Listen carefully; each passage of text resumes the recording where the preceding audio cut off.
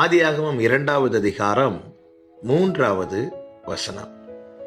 தேவன் தாம் சிருஷ்டித்து உண்டு பண்ணின தம்முடைய கிரியைகளை எல்லாம் முடித்த பின்பு அதிலே ஓய்ந்திருந்தபடியால் தேவன் 7ஆம் நாளை ஆசீர்வதித்து அதை பரிசுத்தமாக்கினார்.